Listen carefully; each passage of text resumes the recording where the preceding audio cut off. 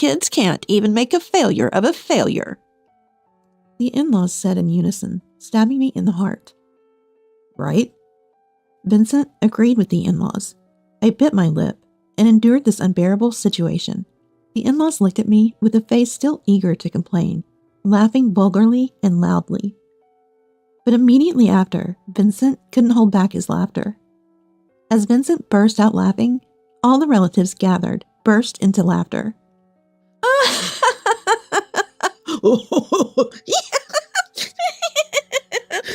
With roaring laughter. Surprised by Vincent and the relatives suddenly laughing, the in-laws' eyes widened. "Did everyone hear that just now?" Ignoring the in-laws, who couldn't grasp the situation, Vincent turned to the relatives. The relatives and I were nodding vigorously. "Huh?" Finally realizing they were left out of the loop, the in-laws' faces turned to panic. This was my chance. A chance for revenge against the in-laws who had been tormenting and insulting me for so long. I clenched my fists tightly. My name is Heidi. I'm 33 years old and work for a publishing house. Since I was little, I loved books because Mom, my single mother, used to read me picture books. Becoming a literary editor has been my dream since then, and I'm proud to be working in editing now.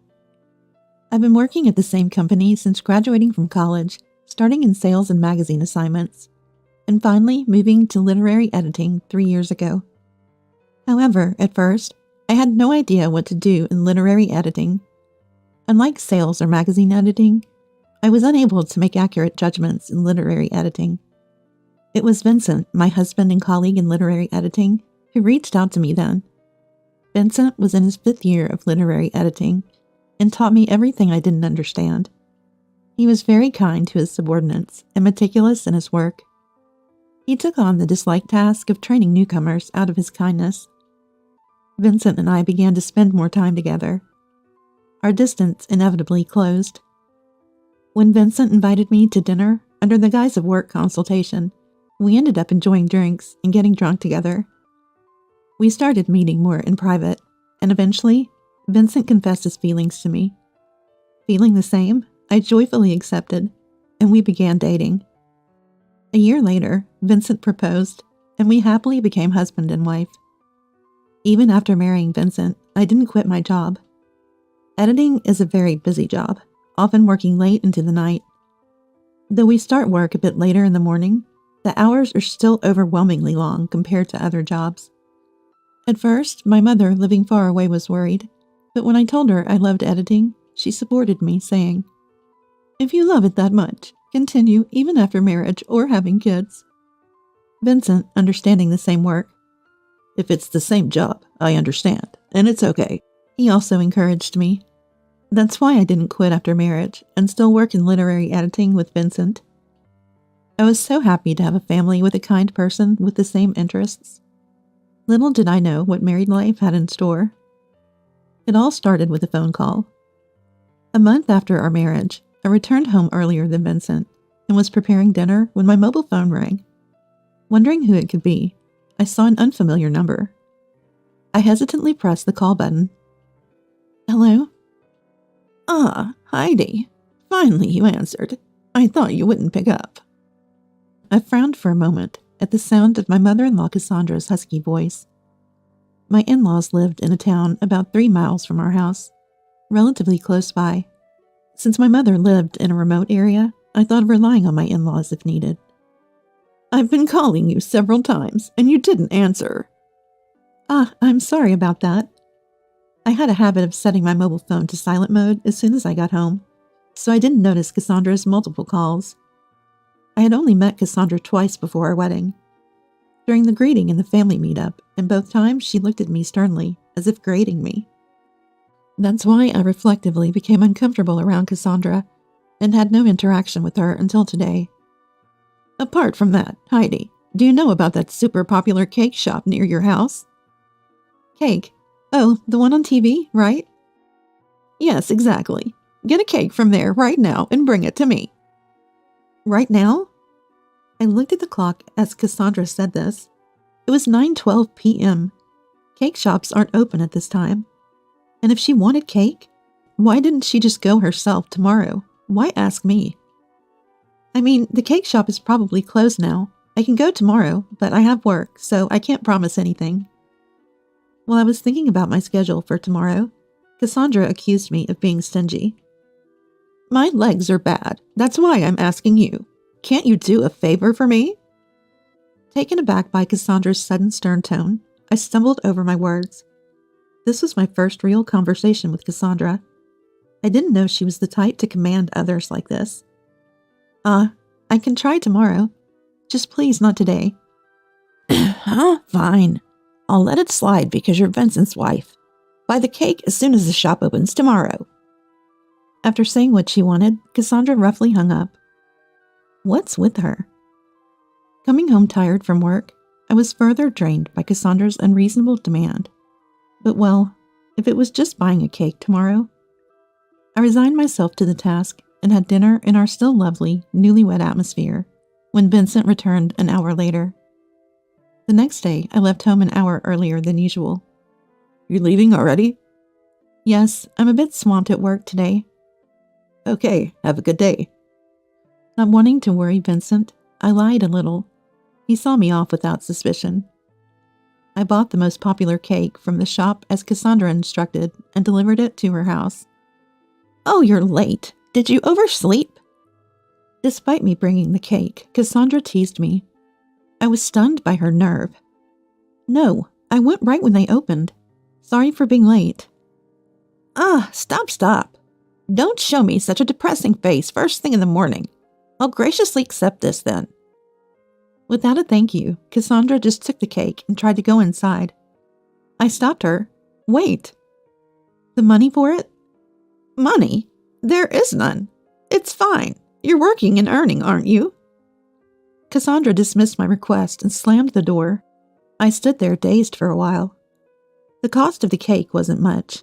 But still, isn't it rude not to pay or even thank someone for buying it? Not to mention her belittling remarks. Cassandra's true nature, unknown before marriage, became apparent, and my heart raced. The thought of having to deal with her from now on was daunting. As I feared, Cassandra began ordering me around after the cake incident. Sometimes it was to buy a brand wallet from a department store sale, sometimes to cook for her. Eventually, she demanded a monthly allowance, which exhausted me. Even though we were both working, living in an expensive downtown apartment was a struggle. We were barely managing our daily lives with savings. Sending money was out of the question. I can't possibly do that. I'll bring a cake again. Let's settle for that. Despite my refusal, Cassandra persistently called, asking, Where's my allowance? I grew to dread seeing her calls, but didn't want to worry Vincent, so I said nothing. 2 years into our marriage, the situation continued. Vincent and I had been talking about having children for about a year, but it wasn't happening. Worried, I got checked at a clinic and found the infertility issue was with me. Though not to the extent of being unable to conceive, Vincent and I decided I should take a break from work and focus on conception planning. Conception planning was tough and grueling. I was often pushed to my limits, both mentally and physically. Let's keep trying at our own pace. But Vincent always encouraged me. Tears welled up in my eyes, thinking about how kind my husband Vincent is. With Vincent by my side, I felt I could endure the tough conception planning. With this thought, I decided to stay positive, when suddenly Cassandra called again. Heidi, still no child? I'm eager to see my grandchild. Well, it's impossible for you, isn't it? Why did Vincent even marry you? How can you say that? I was shocked to be greeted with such heartless words upon answering the call. Cassandra started calling daily, pressuring me about having a child. It wasn't just Cassandra. Even my father-in-law made similar calls. If I didn't answer, they would call back repeatedly, forcing me to eventually pick up. I desperately endured the attacks from my in-laws. However, Vincent noticed something was off and asked me one day, Is something wrong? I had intended not to tell Vincent about Cassandra, but his kind inquiry broke the dam holding back my emotions. Vincent, actually, I confessed about the orders and sarcasm I'd been receiving from Cassandra since our marriage, including the current attacks about the allowance and child. Tears naturally flowed, revealing all the frustration I had been holding back. It must have been hard for you. I'm sorry I didn't notice sooner. After listening to my story, Vincent apologized with a sorry look. Looking at him, I noticed tears in Vincent's eyes too. No, it's my fault for not telling you. That's not true. I had no idea you were suffering so much. I can't forgive this. It's been a long time since I've been this angry. Vincent's body trembled with anger. I was touched that he empathized with my feelings. We can't just let Mom and the others be. I have a little plan. A plan? Yeah, we're gathering with relatives for Christmas, right? Then we'll... Vincent shared his plan to discipline the in-laws with me. I don't know if it will work, but let's try our best. Hearing Vincent's firm voice, I felt a great sense of relief. I'm not alone. I'll stand up to the in-laws, believing in Vincent. Months passed since then. Over these months, I continued to endure verbal abuse from Cassandra and father-in-law about the allowance and child. On calls with Mom, I acted as if nothing was wrong, but recently she said something concerning. You know, I got a call from an unknown number the other day. Mom, a single mother who worked hard for her whole life, has started showing early signs of forgetfulness, so I often half believed her stories. But this time, I needed to listen seriously. As I heard more from Mom, a shocking truth came to light. That's unforgivable. I'll definitely protect you, Mom. Okay. Like a child, Mom earnestly nodded over the phone. My mind was filled with what I heard from Mom. Amidst all this, Christmas arrived. Every year, relatives gather at Vincent's parents' house for Christmas. With a sense of resolve, I went to the in-laws' house with Vincent. When we arrived, aunts and uncles were already gathered, and we were the last to arrive. Oh, Heidi, you're late. Not helping at all. Such a carefree person. Even with Vincent's presence, the in-laws only ridiculed me. Merry Christmas, everyone. Ignoring their snide remarks, I merely greeted them formally, to their apparent annoyance. Then, I helped with meal preparations and joined the relatives at the dining table. Father-in-law was distributing champagne to everyone. However, I refrained from drinking the champagne. At that, the in-laws sharply glared at me, saying, What's the matter, Heidi? Got a complaint? Not drinking the champagne we offered. What kind of daughter-in-law are you? That's because... Caught off guard for being berated for merely not drinking champagne, I could only bow my head in front of all the relatives. Eventually, the in-laws opened their mouths again and let out an annoyed ah sound.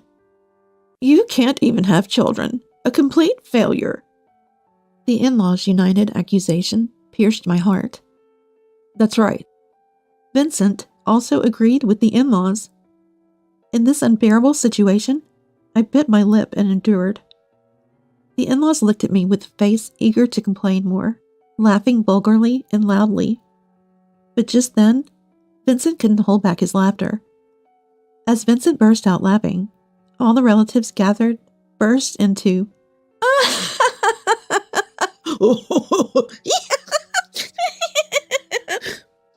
With roaring laughter, the in-laws, surprised by Vincent and everyone suddenly laughing, widened their eyes in shock. Did everyone hear that just now? Ignoring the in-laws who couldn't grasp the situation, Vincent turned to the relatives. The relatives and I were nodding vigorously. Finally realizing they were being left out, the in-laws' faces filled with panic. This was my chance. A chance for revenge against the in-laws who had tormented and insulted me for so long. I clenched my fists tightly. Mom and Dad, didn't you know? Heidi is actually pregnant. Pregnant? The in-laws were shocked. Considering they knew about my infertility and had constantly complained to me to have children quickly, their surprise at the news of my pregnancy was understandable. In fact, as Vincent said, I had discovered my pregnancy 3 months ago. I was already in my 5th month and had just entered the stable phase. Vincent had supposedly messaged the in-laws about it, but as expected, They only care about what they want to do, Vincent had said. They seemed to have overlooked his message. Still, to ignore an important message from their son, they used to tell me, "Poor Vincent, having a wife who can't have children." Their inconsistency in words and actions made me sigh in disbelief. Announcing my pregnancy today was a plan Vincent and I had discussed beforehand. We had also informed the relatives in advance about the harassment I had been facing from the in-laws, securing their support. So the relatives already knew about my pregnancy, and the in-laws were the only ones out of the loop. Vincent had pretended to side with the in-laws at first to provoke them. "I'm sorry for not telling you directly. I've been feeling sick due to morning sickness and couldn't visit you." The in-laws recoiled. "What? We didn't hear about this. Hey, why are we the only ones who didn't know?" "That's right. It's so rude. That's what happens when you have a senile mother." Despite their own failure to notice the message from their son, the in-laws blamed me for not knowing about the child. But what caught my attention more than being blamed by Cassandra's comment? "Cassandra, how did you know my mom is senile?" Huh? That's right. Cassandra had just referred to my mom as senile. Mom's recent onset of forgetfulness was a new development, and I hadn't told anyone but Vincent. It was odd that Cassandra knew about it. Cassandra's shoulders twitched for a moment. "I just guessed, thinking it must be the case with Samantha." But then she brazenly retorted. But such an excuse didn't convince me. I looked at the in-laws and said, "Trevor, Cassandra, you two committed a fraud scam on my mom, didn't you?" The word fraud scam sent a chill through the room. The in-laws' faces stiffened. "What nonsense! How dare you accuse us of being fraudsters?" "Heidi, I always thought you lacked common sense, but this is too much." The in-laws, seemingly believing my claim to be a bluff, acted nonchalant. I felt pity for the two who couldn't honestly admit their wrongdoing. "There's evidence, look." I pulled out a piece of paper from my bag. It was a copy of Mom's account screen. Recently, Mom had told me, "I got a call from an unknown number." Concerned that someone might be taking advantage of her forgetfulness, I had always been cautious. Living far away, I couldn't meet her often. If there was anything I could do to protect Mom, I wanted to do my utmost. Mom told me about a suspicious call where someone posing as a credit card company demanded payment for an outstanding balance.